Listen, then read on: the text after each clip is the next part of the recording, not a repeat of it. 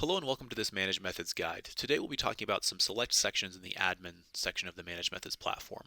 We'll be covering today users and creation of users, assigning roles and creation of roles, risks here and management of risks, and then also the customization here, which is going to be your ability to configure the default email templates that are sent out in the case of email notifications or warning emails to end users who might receive those if they violate a policy or if you want to warn a user on a policy violation. To start off with, we'll start in the access management section. I'm going to go ahead and click into users here. So I'm not going to show the exact users within our demo environment here for security reasons, but you will see some basic information when you first do access this user section. So you'll see the username, the login, the email address, the phone number if that's been added, who created, when that account was actually created. You will also be able to edit or delete the account right from here too if you need to. And then additionally, we will be logging all the various user activity here within the platform. So with this, you'll be able to see the username in question who logged in, the IP address, the location, the action in question, the entity type, the entity name, the SaaS name, which is going to be what application it was. Was it Google, Microsoft? If you have multiple Google tiles, was it one of those various Google tiles? The status of what happened with it, and the exact date and time stamp there as well. This is fully searchable, so you can search in here for various things. There's also various filters that can be applied, such as status, action, entity name, SaaS name, time, or even specific users as well too. You can also run reports off this information as well. You can download one-off CSV reports, or you can go ahead and actually schedule reports to be sent out on this information if you so choose. So if you do need to add additional users into the Managed Methods platform, you can go ahead and click the plus icon here in the top right-hand corner. Here you'll want to go ahead and give that user a username. You want to go ahead and give them a password, and you'll need to go ahead and confirm that password. You'll need an email address here as well. That's so that if they do run reports or the like, as well as for enforcement for Google single sign-on if you are utilizing Google as well.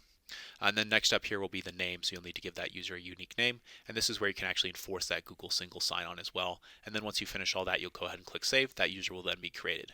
So once the user is created, they're not going to have access to anything until they actually have a specific role within the platform. So out of the box, there'll be three primary roles that will be available. There'll be a super admin role, a CAM view only role, and an audit and control role. This one here in the middle is not going to be one that we'll be discussing today and is not relevant. So super admin will be full access into everything within the platform here. You can see there's a small description there provided. The CAM view only role will be a view only role throughout the entire platform, so they'll be able to look at things but not take action on anything. And the audit and control role is going to be access into everything within the platform except this admin section here directly. One of the things we can additionally do is build out custom roles using the if advanced roles are something you have turned on. If advanced roles are something you're interested in, you'll just need to contact your customer service representative and they'll be happy to go ahead and get that worked on for you to get that turned on. So as you can see here, we have a number of different custom roles. I'm going to go ahead and click into this counselor role here. So I'm going to go ahead and actually click on the assign privileges here. So here you'll see the privileges are going to be broken down by each of the individual tabs within the platform. So you'll see there's the summary tab, the accounts tab, the files tab, emails, team drive, SharePoint if you are utilizing SharePoint and Teams, apps tab, risk tab, malware tab, policy violations, exclusions, and policy tab. So on each of these tabs, you're able to granularly go through and assign the various permissions that you'd like on that specific tab. And then once you've done that, you'll want to save for each of the individual tabs as you go along. This is a process we're happy to assist you with as well and make sure that the roles are providing you exactly what you want. And you can get very, very granular with these roles as well. You can have people not be able to look at entire tabs if you'd like. It's really up to you on that. So we're very happy to assist with this. This counselor role here is just an example of a role that we've built out here that's very easy to go ahead and set up, which basically gives people access into a number of different areas and then ability to ignore risks and the like, but not actually go ahead and delete things or remove things out of the domain here as a whole.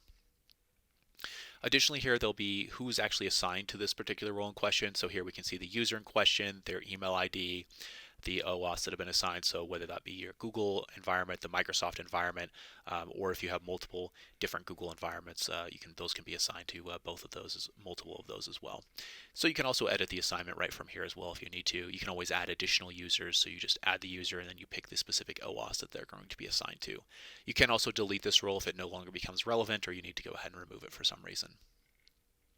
Coming back to the admin section here, the next section here is going to be data management and specifically risk.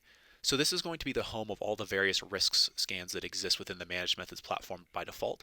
Not all of those risk scans will be ones that are currently turned on by default, but they will be available to you. So first off here, you'll be able to search for the risk by its risk name. You'll be able to turn risks on or off. So that'll just be by clicking the checkmark icon next to the risk and then clicking either the checkmark icon to turn it on or the do not icon here to disable it. Anything with a red icon next to it is going to be turned off. Anything with green is going to be currently turned on here. You are able to modify the risks as needed, so either by clicking on the risk by its name, clicking the edit pencil here, or you can also delete the risk right from here as well. I'm going to go ahead and use this IEP risk as an example. So here you'll have a title for the risk, a description of that risk, the status of whether it's turned on or not, what it's specifically been connected to, the key words that the platform is going to be looking for this specific risk, any regex if that's applicable.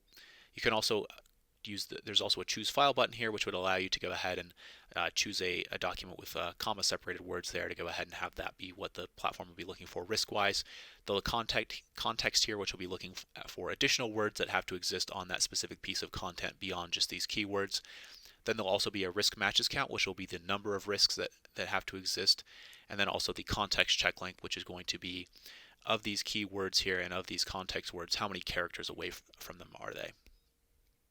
If we go ahead and click back here, you can also build out custom risk scans as well.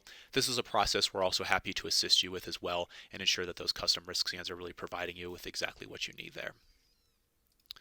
The last section here on the admin side is going to be customization, and this is going to be the various email templates that can be sent out by default to end users, either if you're warning the end user about a specific action they've taken via policy or even notifying them that some kind of action's taken place. So at the top here you'll see a company logo. That's going to be a logo that's found in the left-hand side of that email that gets sent out. This is something that can't be changed. It just has to be a 160 by 40 image here. The product name will be the organization name found on the right-hand side of that email here, and that can be changed to usually your district name or organization's name directly. The contact here will be who you want to have the end user contacted if they do receive one of those email notifications. And the footer here is just some information that you can choose to go ahead and remove. You just will need to have something here in this footer. So those various email notifications will be broken into 3 areas of content, user, and app remediation, exactly like the policies themselves. Under the content remediation, you'll see three different areas of action now. So these are for things that have immediately happened, such as a file has been deleted, and something's been unshared, an email's been quarantined, whatever the case may be. Send warning would be if you go ahead and choose to warn the users on a specific policy there, and then action scheduled is if you do have delayed remediation set on policies. If you can go ahead and click into any of these templates to go ahead and take a look at basic information.